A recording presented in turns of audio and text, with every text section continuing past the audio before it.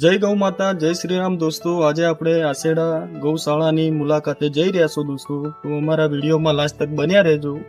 તો દોસ્તો અમારા વિડીયોમાં લાસ્ટ તક બન્યા રહેજો. આપણે ગૌશાળાની મુલાકાત લેવાના છીએ. તો દોસ્તો આપણે ગૌશાળાએ પહોંચી ગયા છો અત્યારે, અને અંદર કામકાજ ચાલુ છે અને પશુઓની બહુ સેવા સાકરી થઈ રહી છે. તો દોસ્તો વિડીયોમાં બન્યા રહેજો. અમે અંદર તમને જઈને બતાડીશું બધું. તો દોસ્તો આપણે અંદર આવી ચૂક્યા છો. અહીંયા હાલમાં જે કામ ચાલી રહ્યું છે અહીંયા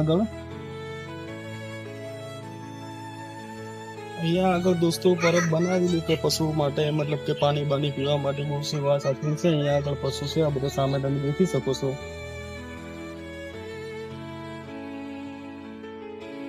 તો ભાઈઓ, અમારા જે પરબના દાતા શ્રી મગનભાઈ ધોળાભાઈ હાલ મતલબ તમે દેખી શકો છો.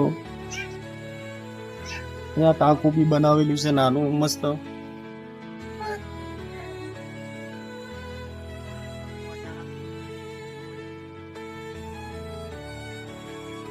તો દોસ્તો અહીંયા આગળ આપણે એક ગાય બીમાર હતી અને એની ઘણી બધી સેવા કરી અમારા ગૌશાળા વાળા માણસોની, પણ ના છૂટકે મૃત્યુ પામેલી છે. એટલે અમારે બધી માણસની રીતે એમની દફન વિધિ કરી રહ્યા છો. તમે દેખાડી શકો પછી